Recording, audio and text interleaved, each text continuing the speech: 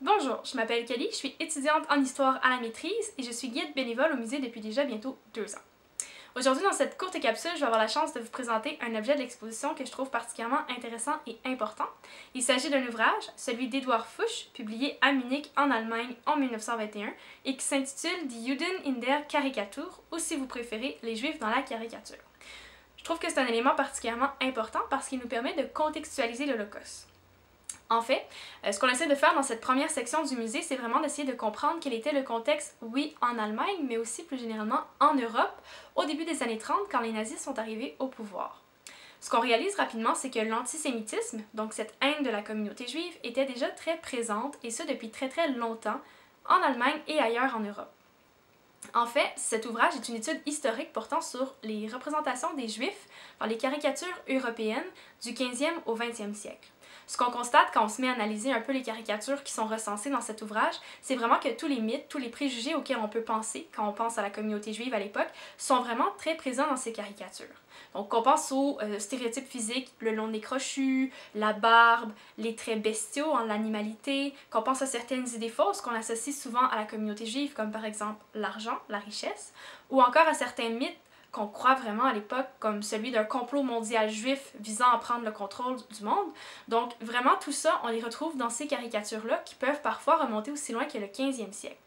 Donc on réalise vraiment que les nazis n'ont fait qu'exacerber des idées fausses, des préjugés qui étaient déjà très présents, très profondément ancrés dans les cultures et les mentalités européennes, et s'en sont servis pour construire de toutes pièces un ennemi, un responsable de tous les malheurs de la communauté allemande.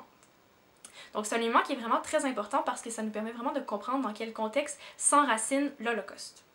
C'est un élément aussi que je trouve important et que j'avais envie de vous présenter pour sa forme, donc la caricature.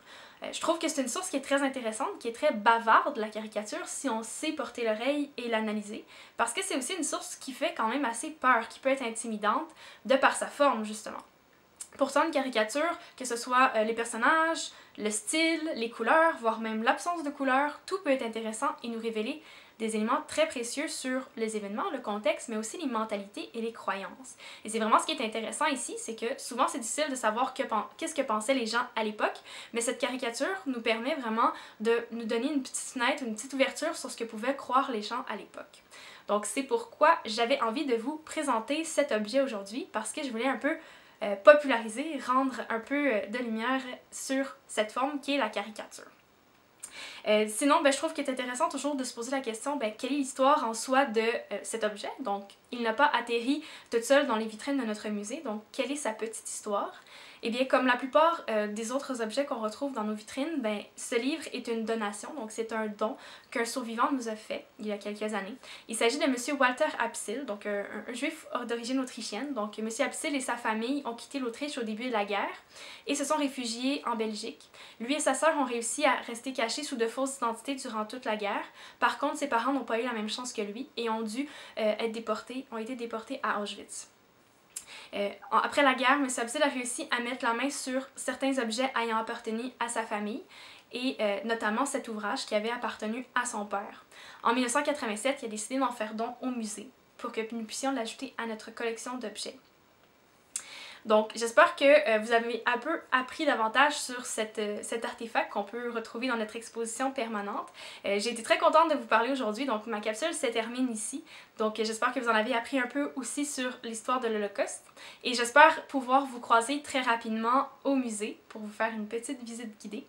Sinon, je vous invite vite à rester à l'affût pour découvrir d'autres objets de notre exposition permanente dans les prochaines vidéos qui seront mises en ligne sur notre page dans les prochaines semaines. Merci!